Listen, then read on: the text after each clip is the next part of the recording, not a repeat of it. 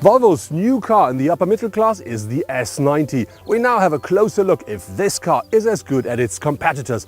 Let's start with the exterior design.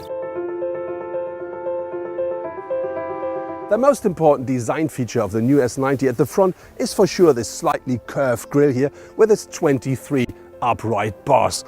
And if you then come to the side, you see this very small eyes, the new headlights here, and this together makes the face of the car. I think it's slightly aggressive but looks brilliant. And if you then go to the side,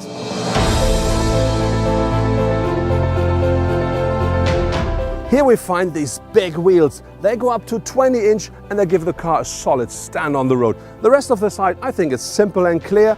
We have this one line that starts at the front, goes over the complete side of the car and into the rear, and that supports this high shoulder a lot.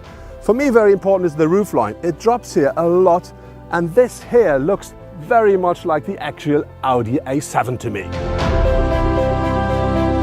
The first thing that attracts your eyes when you come to the rear of the car are these backlights here. They go very far into the middle of the car, and in between you find the Volvo signature. Also very important for the car here are these big exhausts. They make the car look more dynamic, more sporty. When you stand here, you can see how wide, how big the car is. There must be loads of space at the interior, and this is the place where we're gonna be next. In the interior of the new S90, you find a very nice mix of materials and good craftsmanship. Everything is the way it should be. And what I really like is this center display here. It's a touch screen, and from here I can configure and control nearly the whole car. On top of this, I have this 12.3-inch full digital cockpit that supports me while I'm using the sat-nav, for instance. What's very nice as well is the seating is great. The seats are comfortable, very supportive. I really like that car. It's very spacious, very comfortable. But now let's see what's with the next row. Taking place here at the second row, it's still spacious and very comfortable. But to be honest, I'm nearly 2 meters high. I think I'm at the edge of what is possible if I sit behind myself. There's not so much leg space left, not so much head space anymore, but I'm very tall. I'm not the standard.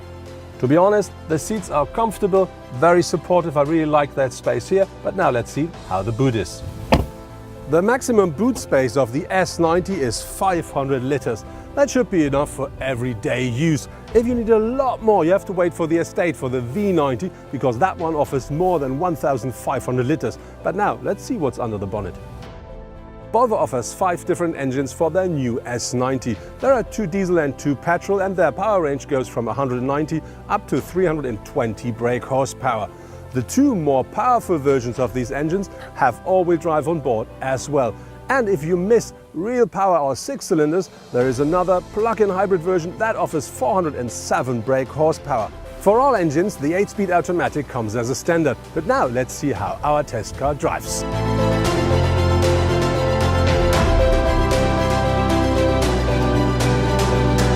Our car is the S90 T5. That's the model with a 2-liter petrol engine with 254 brake horsepower and 350 Newton meters of torque.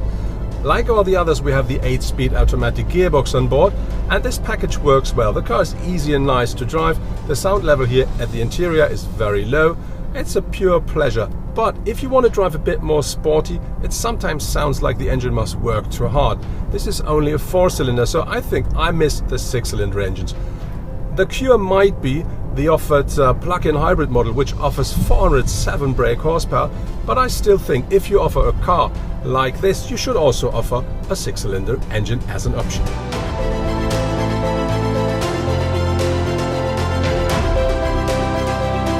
The S90 is available in 4 different trim levels. They called Kinetic, Momentum, Inscription, and if you want it a bit more sporty, R-Design.